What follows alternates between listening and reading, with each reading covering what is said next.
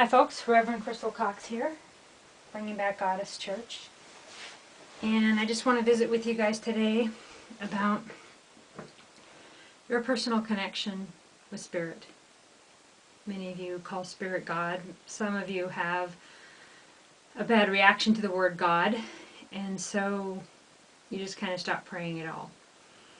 I hope to help you to end those taboos and those fears over the word God, Goddess, Spirit, and help you to understand a better way to communicate with Spirit and with angels. Now, there are tons and tons of videos out there.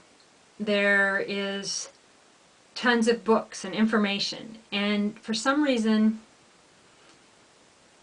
people trip over what they trip over. You know, people that will relate to me may not get this message any other way. People who know this stuff are probably rolling their eyes at me. People who believe in the one true God and are certain faiths, I'm sure they roll their eyes at me too. But as I've said in many videos, even the haters help raise the vibration of Mother Earth and her people. Because, you know, if it makes them happy to hate me, then that's a good thing, right? I'm assuming that you wouldn't be watching this if you hated me, but I do have haters that watch all of my videos, many as they can, and make fun of whatever they can, take out different screenshots, take out different things that I've said out of context. I've even had attorneys put them on court dockets and use them as some sort of evidence against me. Anyway, I just want to encourage you to have a connection with Spirit, to pray. As you know, if you watch many of my other videos, that I pray to Mother God and I talk to angels and archangels. There is a belief that fate is predestined. There is a belief that we don't create our own reality and that whatever happens, happens. I don't believe in that. I've studied enough to know that the power of thought, the law of attraction, is real, and that what you focus on, you feed. And this is in any tradition, really. Look at the Native Americans, it's the white wolf or the black wolf, you know, the white dragon or the black dragon, or, you know, what you feed in your mind is what you create. And the more emotion you attach to it, the more you end up creating it. And so therein lies the lesson, right? I read something the other day that said that in which triggers us will keep triggering us until it no longer triggers us. And I struggle with many of these things myself, as those closest to me know very well. I have a lot of really good advice, and I know a lot about a lot, but I struggle every day with trying to put that into my relationships with my family, with partners, with, you know, I'm always trying to be a better me, and sometimes I think that it's impossible to change ourselves. You know, we just are who we are, and we should just work with it and just move forward and, you know, find someone that wants to be with us or can be with us for who we are, and accept ourselves for who we are, and that we don't change and blah blah blah. But I have to hope that I can change. It's interesting, the different things that I have tried to change about my emotions, the way I react to things, mostly in love and different grief things. I told a friend not too long ago that I didn't think I could change it. I mean, at 43, you know, a lot of people are like, well, you know, knowing is the first step, but I've known my whole life, and I just felt like, you know, give up. And she said that I've dealt with some major health issues. I've known people and helped people to use alternative medicine to cure cancer. My mom had breast cancer. We went natural on that to cure that.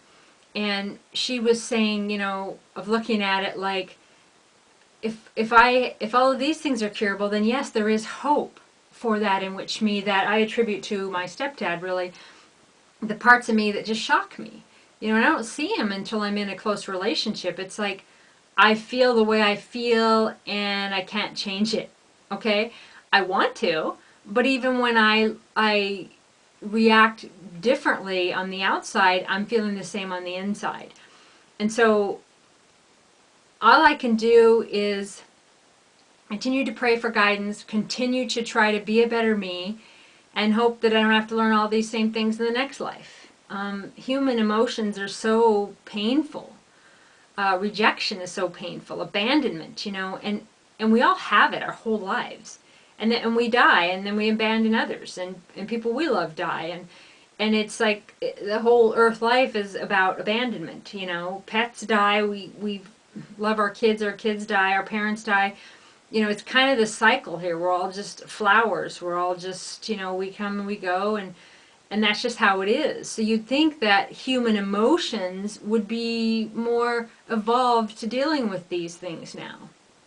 More matter of fact of like, okay, well, that person's in my life and I feel love for them and then they're gone and I naturally just, I let go of that and I move on and, instead we seem to just hold on to things or we obsess over something that someone we love said one time, even though they don't feel it now. We hold on to those moments in the past and we can't seem to let go and let things just morph and change.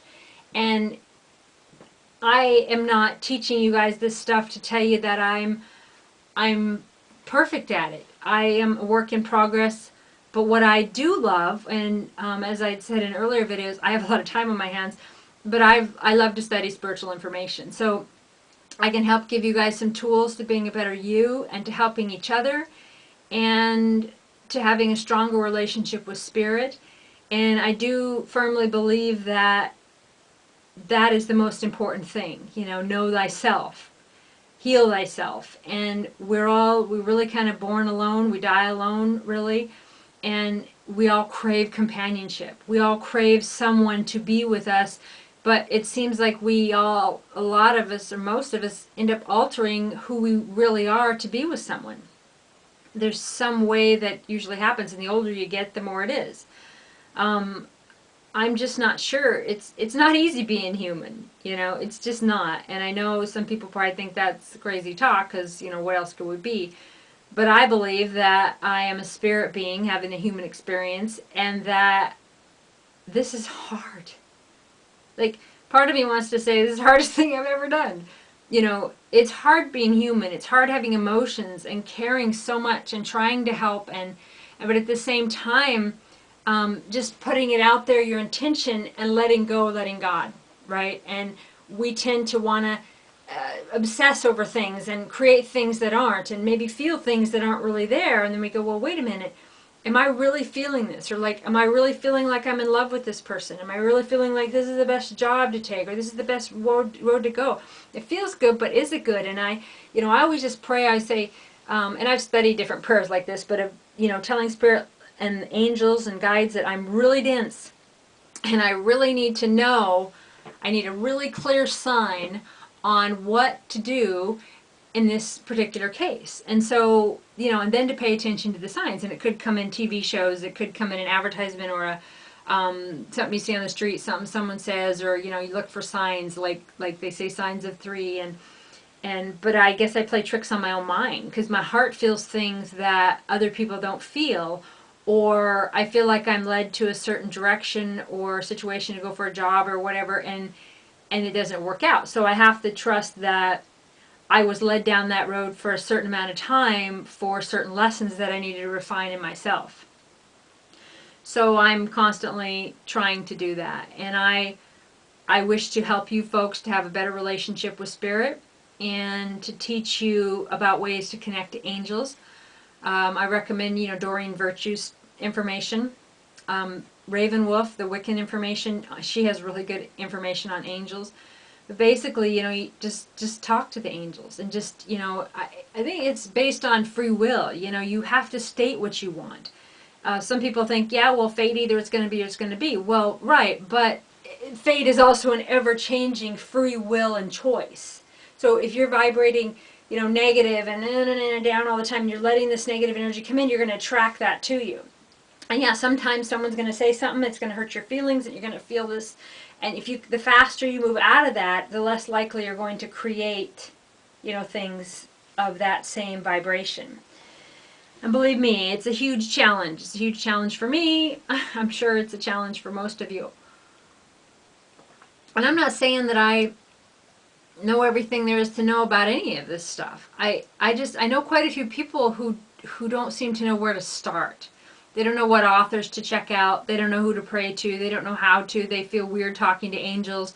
They feel like they're betraying the God of their youth, that they knew that they're going to go to hell if they pray differently, or if they talk to spirit differently, or if they curse. And I just want to give people pointers, those who are open to listening to me. And I want to create spaces, as many as I can, with enough people that are spiritual leaders that will be able to reach the people that want to be reached. But not, be arrogant about it, not be ego, not be leaders as in I'm the leader and you need to follow me and I know best. But the kind of leader that I feel like I am and I strive to be even better at is to encourage other people to succeed. Encourage them to be healthy and strong and create a higher vibration in their life, and that this is the work that is of spirit and is to raise the vibration of Mother Earth and her people, and that it's not about me. It's about doing what I feel like Spirit has asked me, and I have given my life to this, my entire life, to what Spirit has led me to do. And of course I'm human, and I'm in lesson here, and I falter here and there, and I have big lessons in this lifetime with love and with emotions, and I cry a lot, and I'm a very, very strong person, and I'm a pretty smart person, but I do talk like a hillbilly here and there, and I cry, and it doesn't mean that I'm necessarily weak or that I'm ignorant. It just means that that's just who I am. So anyway, folks, if you have any questions, you can email me, reverendcrystalcox@gmail.com, and check out bringingbackgoddess.com. Actually, as of today's date, which is April 14th, it's kind of a coming soon thing. I'm just getting everything going on that, and I have my 501(c) in place and the religious organization and everything set, and I am just working on writing up stuff about who we are, and trying to get a building, and just trying to network people and praying for which direction to head on this. And I just wanted to give you guys a message today about connecting with Spirit. So I hope you'll sit down right now and pray, tell your guides and angels what you want, and attempt to create the reality that you want. And when you faltered, you'll be hard on yourself. And we'll talk again real soon. God bless you.